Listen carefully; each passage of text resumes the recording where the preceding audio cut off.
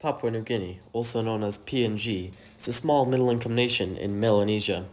Imperialized in the late 19th century, its history has been plagued by violence, income inequality, and administrative and economic struggles since its independence was granted in 1975. Violence continues to pose problems for PNG, including in elections. Violence headlined the August 2022 election, which included burning ballot boxes and murders in the highlands of Papua New Guinea.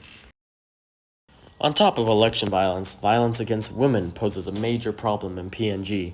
Sorcery and witchcraft is a large fear in Papua New Guinea, with many women being accused of using witchcraft.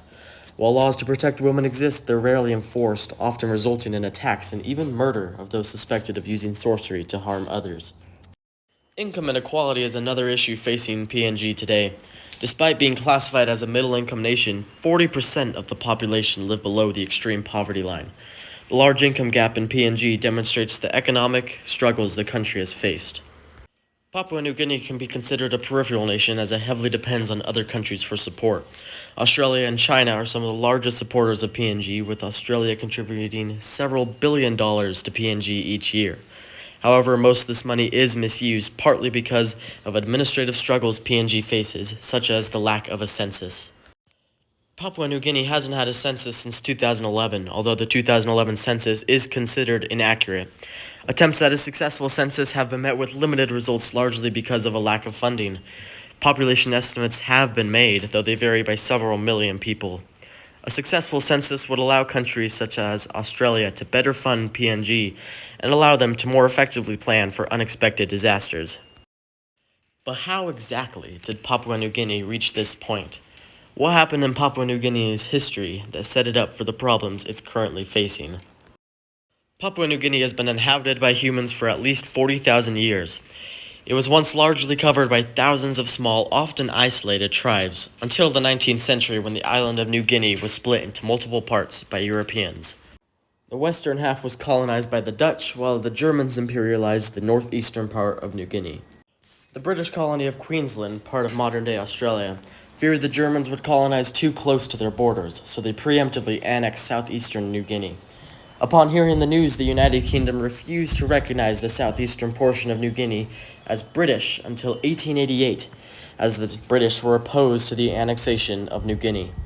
Meanwhile, in 1885, the Germans officially annexed northeastern New Guinea and called it German New Guinea. German New Guinea was initially designed to make a profit, although it was Germany's most subsidized colony until 1908. Not all Germans supported the colonization of German New Guinea. The German High Command argued that it provided little strategic value and was too far away to be influential. Nonetheless, Germany ruled over the colony and worked to end conflict and isolation between tribes, and forced the indigenous peoples to work in plantations under poor conditions with small wages. Today, agriculture accounts for a third of Papua New Guinea's GDP. Meanwhile, the southeastern part of New Guinea, named British New Guinea, was formally recognized as a British colony in 1888.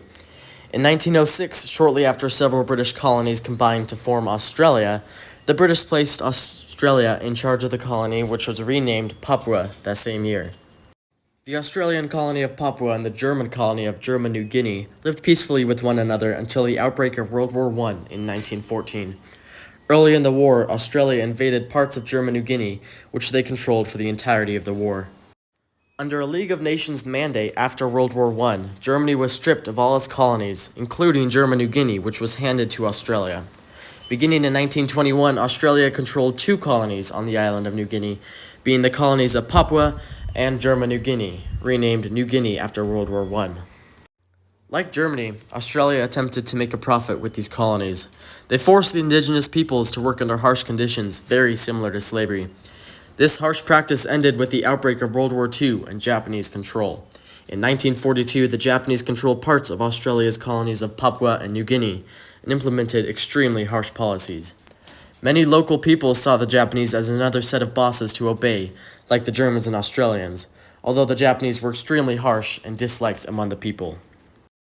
By 1945, Australia had regained control over both colonies of Papua and New Guinea, and in 1949, the two colonies merged to form one colony called Papua New Guinea.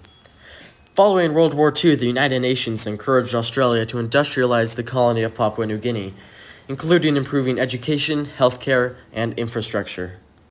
Good infrastructure was difficult to create in Papua New Guinea, in part because of the geographic differences in the colony. Papua New Guinea has climates and geographic regions ranging from low-elevation tropical areas to grassy plains and even to snow-capped mountains in the highlands of PNG, making it difficult to build long roads or large cities. On top of infrastructure, Australia attempted to provide PNG with Western ideas such as democracy. They began to implement a democratic government before its independence was granted. Another way Australia worked to industrialize Papua New Guinea was through mining. PNG is rich with minerals, and in the 1960s, Australia determined that mining was a key way to industrialize the nation. Today, mining accounts for 10% of Papua New Guinea's GDP. As the 1960s progressed, Australians began to debate their future role in Papua New Guinea. Many argued that Australia should set Papua New Guinea on a path towards independence.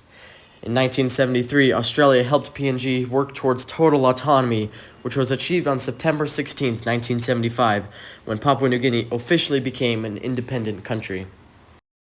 Since PNG's independence in 1975, they have been faced by numerous economic and administrative challenges and failures, ranging from the lack of healthcare and education to ongoing violence and divisiveness.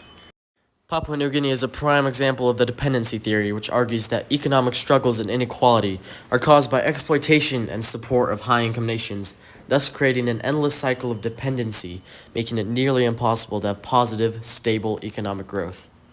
PNG was exploited frequently as an imperialized colony and is now largely dependent on countries such as Australia and China to provide economic support. Much of the financial aid PNG receives is poorly used and doesn't always stimulate further industrialization and economic stability. This is similar to the dependency theory, as PNG is dependent on other countries and unable to have sustainable economic growth. Imperialism has heavily influenced PNG in multiple ways. Attempts to build infrastructure in PNG were made, but with limited success. Today, the easiest way to travel around the country is by boat or plane, as opposed to car. PNG was intended to become a profitable colony, and yet it always ended up being extremely subsidized with little profit. A lack of infrastructure is partly to blame for this, but a lack of funding to the colonies also influenced its struggle to make money and become a more industrialized society. Globalization has also influenced PNG largely in the sense that other countries constantly provide financial aid to Papua New Guinea. PNG does export items such as gold and copper, but continues to be heavily dependent on other nations for support. For these reasons, the effects of imperialism and globalization on the country of Papua New Guinea has been largely detrimental to the country, as they have been set on a track of constant dependency with other countries with no clear ways to gain more economic independency and growth. The future of Papua New Guinea is an uncertain one.